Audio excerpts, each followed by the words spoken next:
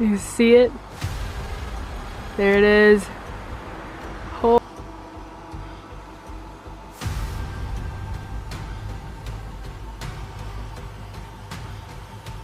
It's a bit of a mad one.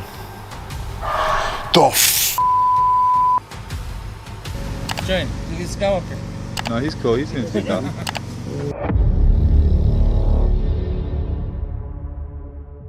Most people think they're prepared for the wild until everything goes wrong. Imagine escaping a boat moments before it plunges over a waterfall, or clinging to a rock as the ice wall beneath you vanishes.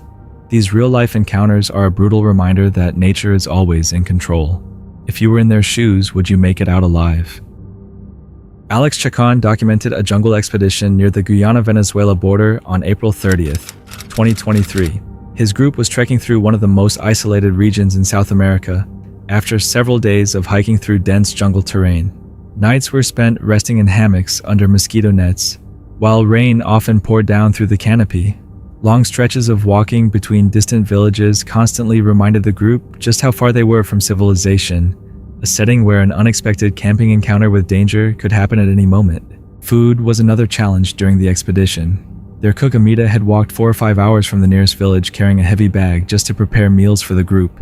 Even with that effort, getting supplies still required hours of trekking back and forth through the jungle. The border between Guyana and Venezuela was only a few miles away, yet there were no official checkpoints or controlled crossings anywhere nearby. Alex carried a 3-liter bottle of water to stay hydrated, but it was not enough after a full day of hiking. Later that day, the group reached a wide river expecting a boat, but it had not arrived. With no other option, they used an old wooden boat on the shore and lined it with a tarp to reduce leaks. The river looked calm and everyone paddled steadily forward, but halfway across the weather suddenly changed. Rain poured down, strong winds rose, and the current pushed the boat toward dangerous rapids. Oh no!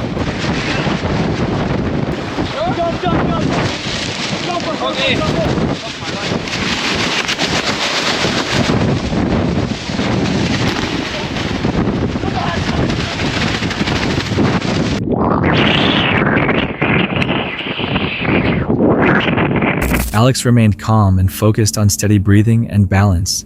He watched how the water moved around him, trying to work with the current.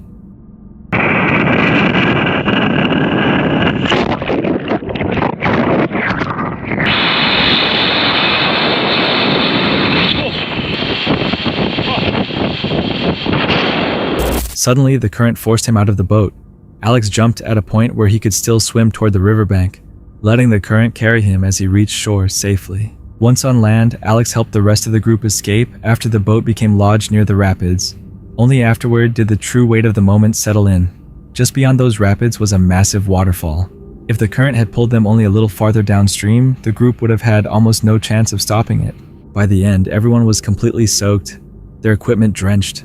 What began as a normal jungle trek turned into a powerful reminder that even experienced travelers can face a sudden camping encounter with danger when nature shifts without warning. Do you think they understood how close they were to the waterfall while they were still in the river? Ouray Ice Park sits inside the Uncompahgre Gorge just south of Ouray, Colorado. Every winter, water is sprayed across the canyon walls. The area attracts many visitors who come to camp hike and explore the surrounding mountains. The park is often considered one of the safer places to practice ice climbing. But even here, ice can shift, melt, and crack without warning. Kennedy's Gully is one of the more well-known routes inside the park. On the day of the incident, a group of experienced climbers had already reached the top. From their position above, they noticed another climber below slowly making his way upward alone. His movements were steady and controlled, showing the calm rhythm of someone who seemed confident and experienced. But the climbers above noticed something the man could not see. The ice beneath him was weakening quickly. Temperatures had been warming throughout the day, and the sheet of ice he was climbing had started separating from the rock wall. From above, the group could clearly see the ice losing its hold in a way that was impossible to notice from below. One climber called down to him and asked if he could hold his position while they prepared a rope.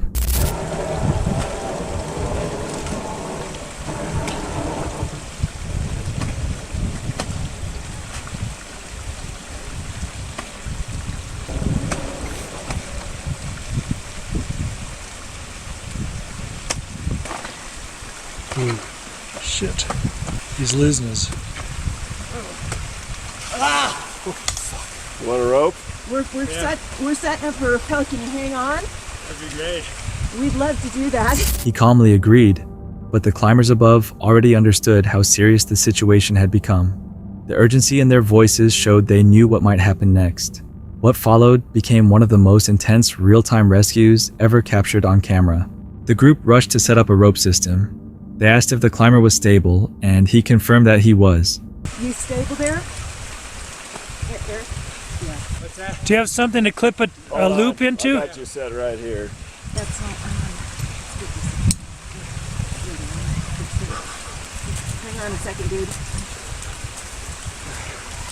Well, I'm clipped in. Put them on belay. Do you have them on belay? Do you have them on belay? Hang on. You're not on play yet, but we're getting there. Communication moved quickly as multiple voices spoke at once. One person called out instructions to secure him on belay, while others worked to finish preparing the system. Everyone understood the ice could collapse at any moment, and if he was not secured when it happened, there would be nothing anyone could do. They managed to lower rope to him, and he clipped himself into it. Only seconds later, the ice finally broke. Okay, you're golden. Wait. Thank you very much. Wait. Wait. Let's put this up here. He's climbing. He's falling. Got him. Got you. I so got you. The entire sheet separated from the rock face and collapsed beneath him. He fell instantly, but almost at the same moment the rope caught him. The belay held. The climber was now suspended from the rope, alive, but still far from completely safe. The group immediately shifted into rescue mode. Someone suggested using a 3-to-1 pulley system to pull him upward more effectively. Got you, babe. Oh, God. There, tell me who was that. You're not going anywhere. I still got you. So we're setting up rope. Hold on, I got you. Keep walking up.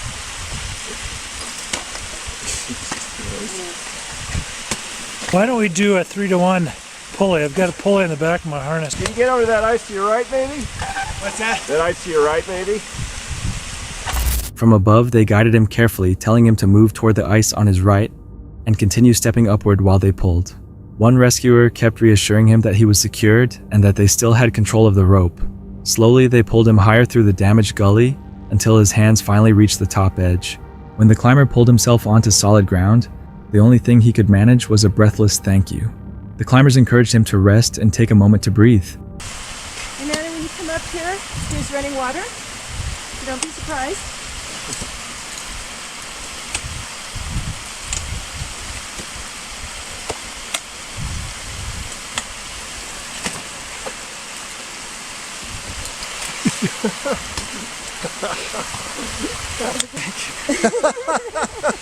Well, we knew what it was like when we came up this morning. Come on, come up here and rest. I so got you.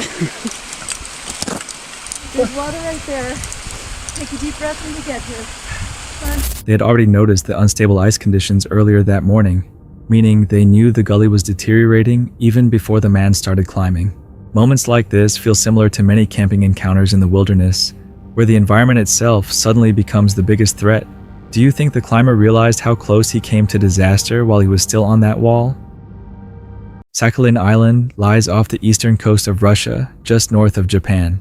Surrounded by the cold waters of the Sea of Okhotsk and the Pacific Ocean, it is one of the most remote and rugged regions in the country. The island is known for dense forests, harsh winters, and one of the largest populations of brown bears in Russia. Many people who travel or work in the region often camp hike or explore the wilderness, and encounters with wildlife are not unusual. For the people who live and work on Sakhalin, seeing bears is simply part of daily life. But knowing something exists and truly respecting the danger it brings are two very different things. On a day in June that year, a group of construction workers learned that difference in the worst possible way. The men were builders working as part of a crew stationed at a remote job site. Details about their identities have remained limited, which is common with incidents reported from Russia's isolated regions. What is known is that at least 5 workers were present, along with a dog that stayed with the crew. At some point, the workers noticed something moving near their site. A small bear cub appeared nearby, curious and seemingly unafraid of humans. Instead of backing away, the men reacted the way many people unfortunately do in situations like this. They watched, laughed, and one of them pulled out a phone and started recording. The video begins with what appears to be a playful moment between the cub and the dog. The two run back and forth, chasing each other like it is a harmless game. The workers laugh in the background, clearly entertained by the scene. There's no fear in their voices and no urgency in their reactions. To them, it looks like simple entertainment. Then, a second cub appears. Even with two cubs nearby, the men still do not react with concern. The dog continues interacting with them while the workers keep watching. But there is one thing about bear cubs that every wildlife expert and anyone familiar with bear country understands. If cubs are nearby, the mother is never far away. And a mother brown bear that believes her cubs are threatened is one of the most dangerous animals in the wild. She does not hesitate and she does not bluff. She attacks and she will continue until the threat is gone. In the final moments of the video, the mother bear suddenly appears behind the two cubs. She emerges from the tree line as if she had been watching the entire situation the whole time. One of the workers seems to notice her moving behind them.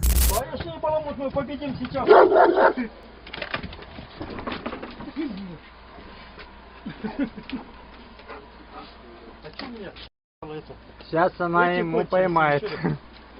Сейчас она сзади него пошла, нахуй, ребята. Угонем на них, куда полетим, нахуй. Это всю флешку снимал, ничего себе. But before anyone can react, the mother bear growls and charges directly toward the dog. The video cuts off instantly. The laughter stops. The voices disappear. Only silence remains. Do you think the workers realized the danger when the second cub appeared, or only when the mother finally stepped out of the trees? On July 26, 2019, the YouTube channel Jessa J Vlogs uploaded a video documenting a case. The footage follows two girls traveling and camping in a van in a wilderness. Jessa is totally listening to music and ignoring me because I made her get up earlier than what she wanted to do this morning. I can hear you. I'm done talking to you. We're done. You're the one that I'm ignoring you, but you're the one that says don't talk to me. So I'm like, okay, I'll listen to music. She is listening to music because she is not happy to be on the trail. I will be happy once we get to the destination of the trail. It's gonna be a pool, a pristine pool in the middle of the desert. The area is mostly empty, with very few people around, which makes the place feel isolated. But they did not expect what would happen next. You see it? There it is. Peter, that is ginormous. That's a rattlesnake. I don't like that. Scare away me from a hike. Rattlesnakes everywhere under the rocks that you're hiking on. Hannah convinced me that I shouldn't just go home because I saw one rattlesnake and we're taking a different way. We are on the total wrong trail. We got real paranoid, and when I felt the thorn go in, it felt like a bite. I was like, oh, I got bit by a rattlesnake. I was like, well, wait. Let's check to see if it's a thorn first. And it was just a thorn. Oh. I was not bitten by a rattlesnake. That's good. I'm really happy about that. A large rattlesnake appears along their path. They react quickly and decide to change direction, avoiding the area. After the encounter, they continue more cautiously, paying closer attention to their surroundings. Later, back at their campsite, they begin cleaning and organizing the van. That is when the situation changes. But unfortunately, I don't think we can park here tonight because there was this creepy guy and he was like, oh, you guys are so pretty, and like wouldn't leave us alone. And now we don't really feel safe camping here because he knows we're here. They later explained that a strange man had been near their campsite and would not leave them alone. The way he stayed around made them feel uncomfortable and watched. The area is quiet and far from others, and now someone unfamiliar knows exactly where they are parked. They decide not to stay for the night. They pack up quickly and leave the spot, choosing to drive away, rather than risk staying near him. In a quiet and empty place like that, even one person can turn a normal night into something unsettling. Some viewers thought it was just an uncomfortable encounter, while others felt it could have turned into something worse. What do you think could have happened if they stayed? On July 16, 2014, YouTuber 5Gomez5 went camping in the woods. Then, in the middle of the night, he and his friend decided to step outside, and what stood in front of them was something they could never have expected. I'm not bullshitting, man. Join, look at Skywalker. No, he's cool. He's gonna stick out. Yeah, he's a little dude. He looks cool. You can't see with me shining the light. Briar. You fucked up the movie, dude. You can't see when I put the light.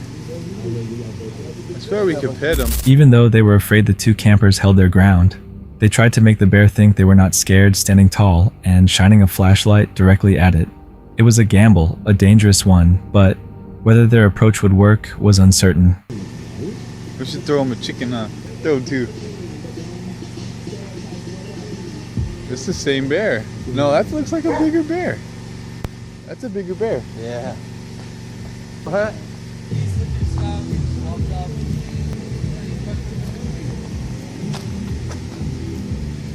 Standing your ground against a bear may seem brave, and sometimes it works, but sometimes it does not. Two people, no weapons, in the middle of the woods at night. The light they used would not have stopped a charging bear. Sometimes moments like this show how thin the line is between control and danger, and it makes you wonder if confidence can sometimes be mistaken for risk. So, if you were there, would you stand your ground, or back away slowly? This is the frightening wilderness encounter. A camper woke up to discovering that his tent had been completely covered by a swarm of mosquitoes from the outside. Кажется, сейчас будет шок-контент.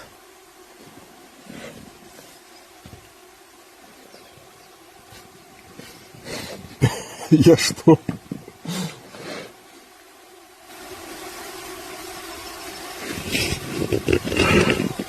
Как нам продолжать поход? Those mosquitoes likely gathered around the tent because of carbon dioxide heat and moisture from the campers, which attract these insects. The campsite's location near water or dense vegetation likely increased the number of mosquitoes present, and even the lights inside the tent or small openings in the mesh could have drawn them in. But the campers did not understand any of that. They just stared in stunned silence at the disturbing scene in front of them. Mosquitoes are not just irritating. In remote wilderness areas, a swarm like that can carry malaria, dengue, yellow fever, and more. Every tiny gap in that mesh, every moment the zipper was not fully sealed, was an invitation. The campers thought they were looking at something disturbing, but they might not have realized until days later, lying in a hospital with a fever, that the real danger had been invisible the entire time. If you woke up to this, would you stay inside or try to get out immediately? On July 1st, 2018 in Chefchaouen, Morocco, Susie Cruz uploaded this video, but what she experienced did not feel like a normal travel story. It felt like something slowly beginning to go wrong. At first, it did not seem dangerous. She had just left Morocco after only 2 days, no sleep, just driving nonstop, trying to get away. Her wallet was missing, no money, no cards, nothing, only her passport hidden in the car. Her voice sounded exhausted and shaken. The passport that I still have left, that I was hidden in the car, well, I cannot really. I'm a bit overwhelmed. This some hours ago, I was overwhelmed with the culture shock. Normally, I'm really easy adapting person. I can live in. She said people kept staring, calling out, and making strange noises at her on the street. She tried to ignore it, but it did not stop. It kept happening again and again. People would look at me and I would drag so much attention. I didn't want to, because even if I was dressed up that way, mainly so many guys on the street sitting in the cafes or whatever and just making these noises like as if I was a dog. And of course I'm not used to it, that when I walk the street that 10 different people approach me and they do all like ni hao ni hao. So already that was really hard for me to just say, okay, I'm gonna let this get off my chest really easily and just ignore them. In the middle of a crowded street, she could not handle it anymore. She hid in a small corner alone and overwhelmed. Men were watching her from every direction. She said it felt like she could not even be herself anymore. Then things got worse. It was difficult for me, so I had a time when I was like, just couldn't take it anymore, and I leaked out in tears. I was walking down the street and there were so many men just coming from all corners, you know, which, okay, I understand, looks are looks. When guys look at you that as if they would dress you down, nothing showing off, and still yet I would just get so many comments. What was really hard for me was then, because I just couldn't take it anymore. Hide myself into like a little corner of a street. A man approached her, someone who at first seemed safe, and she trusted him. Another guy came and I felt with him actually kind of friendly and just trying to cheer me up. Come on, cheer up. And we talked a little bit and he's like, come on, my shop is just next door. Welcome. Yes. Welcome in the Blue City in Shafshawa. Yeah, Dolat's name. He's called Leisha.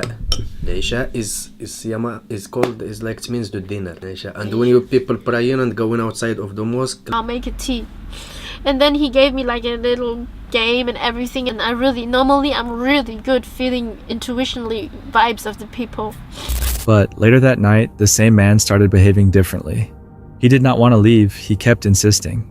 His tone shifted, more forceful, more pressure, and that was when fear began to build. Didn't want to leave right away. He was always trying to insist, saying like, it's not so safe here.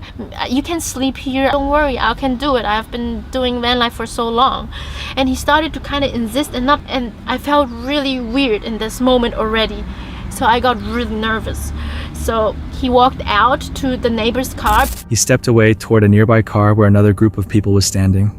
While he was gone for a moment, she quietly took out her pepper spray and kept it hidden beside her, saying nothing but preparing herself. As she sat there, he was with her again, and they were driving back toward his place because it was late.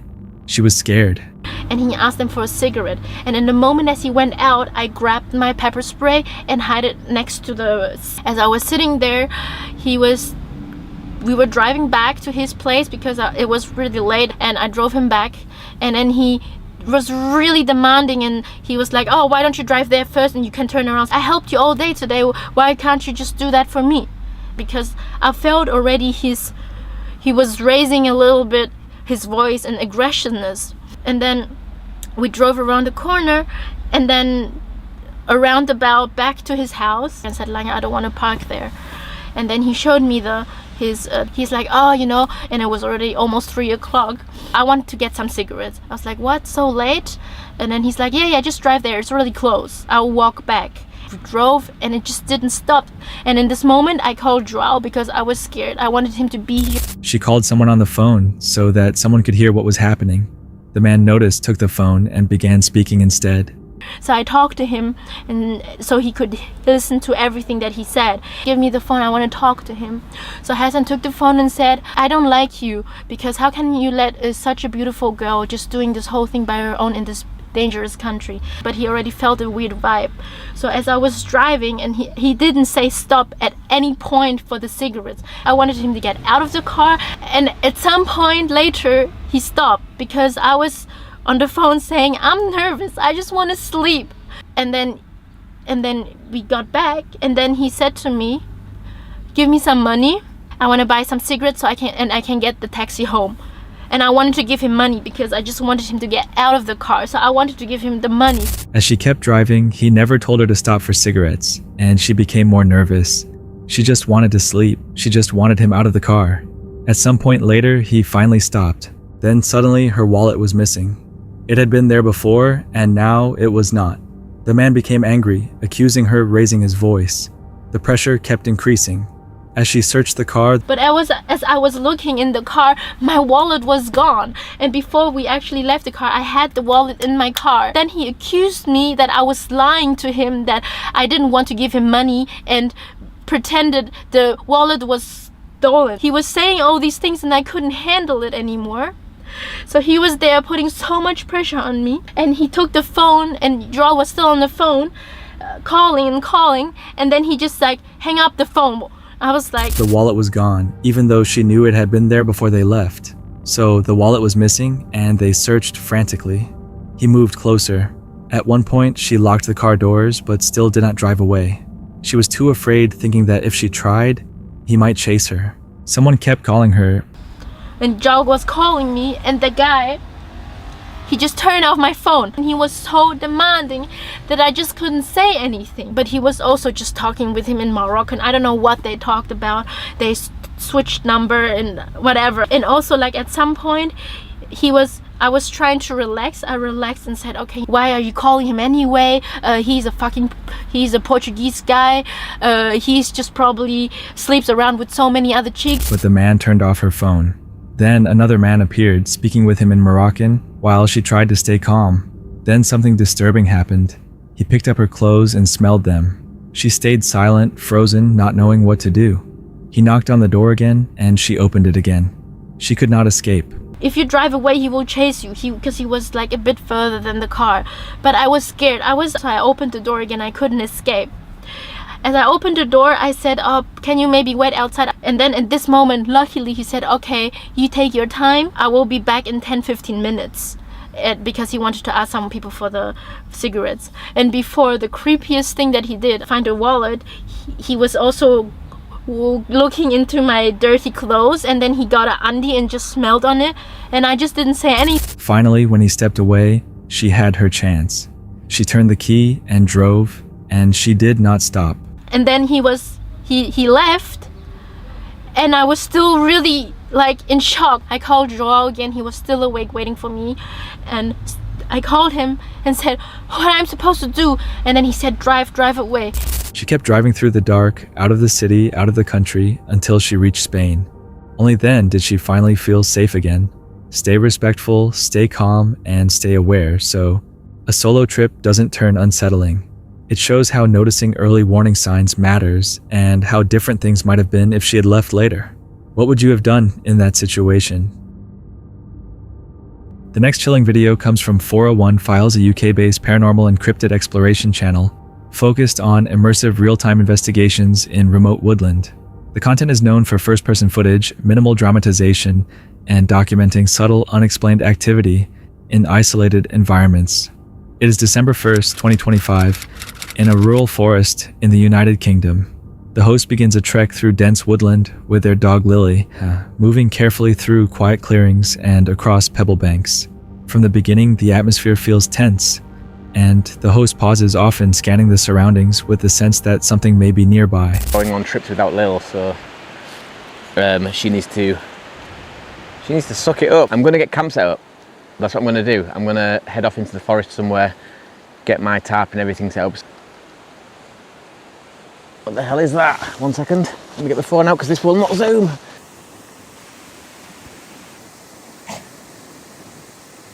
I don't know what that was. Not all planes do, obviously, but yeah, I just thought I'd film that because... As shadows begin to flicker at the edge of view, the host reacts cautiously, noting how the silence between each disturbance feels just as unsettling as the sounds themselves.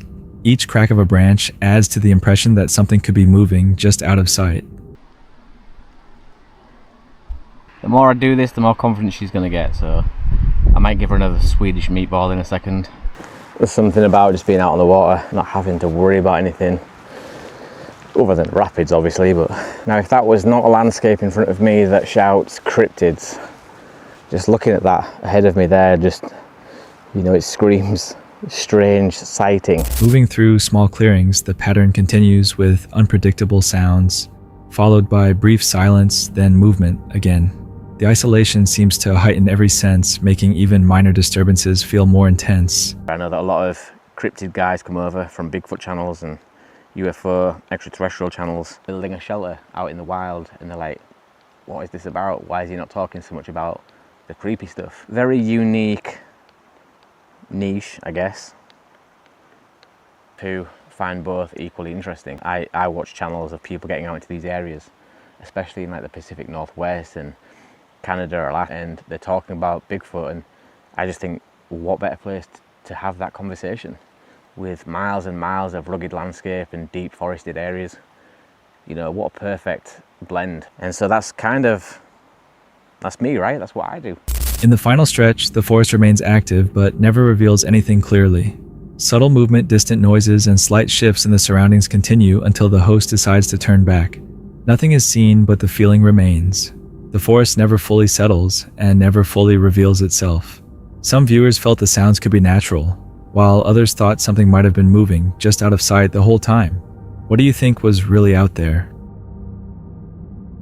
The next disturbing video comes from Broken Capital, a UK-based paranormal investigation channel focused on solo high-risk explorations in haunted outdoor locations. The content is known for real-time reactions, minimal dramatization, and the use of spirit communication tools to capture unexplained activity. It is January 7th, 2023 in ancient Woodland, near a locally infamous haunted mile in the United Kingdom. The investigator arrives alone as darkness begins to settle over the forest. The area immediately feels off-dense quiet and heavy with atmosphere. Crossing a small stream, he moves deeper into the woods and begins setting up his equipment. Almost immediately, loud bangs and rustling noises echo nearby. The sounds are sharp, sudden, and close enough to raise concern before the investigation has even fully begun. And I'm looking for dead things. Whoa, that was massive.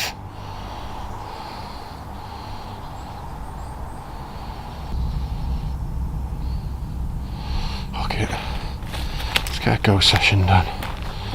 Later, something shifts within the trees. A sudden heavy movement is detected just beyond view. His reaction is immediate, tense, and alert, showing how unpredictable the environment has become. Hanged. There it is, hanged. This is hard for me. I'm not gonna lie, I love you all so much, but I had to. Cursed, hanged, okay. Is there anything you'd like? He begins using his spirit communication tools, and words and names start appearing. Each one adds to the weight of the location's history, giving the session a darker tone. Marilyn. Marilyn. That was massive. What in the fucking Christ was that? I was just packing up and something massive has just walked past. What in the fuck? Oh, it's just a loud plane. Yeah, nah. This, I'm getting scared now.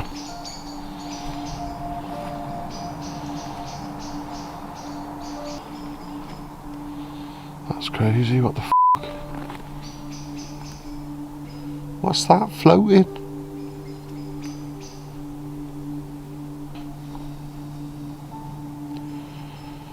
Weird, it's floating, whatever it is. The forest does not settle. Whispers, rustling, and subtle noises continue creating a constant sense that something is nearby. I can't see much when the light's on my face. It's a bit of a mad one. The f***? No. See you in a minute. Nah. Another loud noise erupts, this time much closer. He quickly starts packing up, recognizing the situation may be escalating beyond control. Moments later, something large moves through the surrounding bushes. The movement is physical, strong enough to shake the vegetation, confirming that whatever's nearby is not small. As he prepares to leave, movement rushes through the trees. Whether it is an animal or something else, it is fast and close enough to force him to retreat. Even then, it does not stop. Childlike voices can be heard as he moves away. At that point, the decision is final, and he leaves the woodland completely. Some viewers thought it could be a large animal moving through the area, while others believed something else might have been present. What do you think was really out there? The video comes from Dubwubs, an Australian paranormal investigation channel, focused on immersive, real-time ghost hunting in reportedly haunted locations.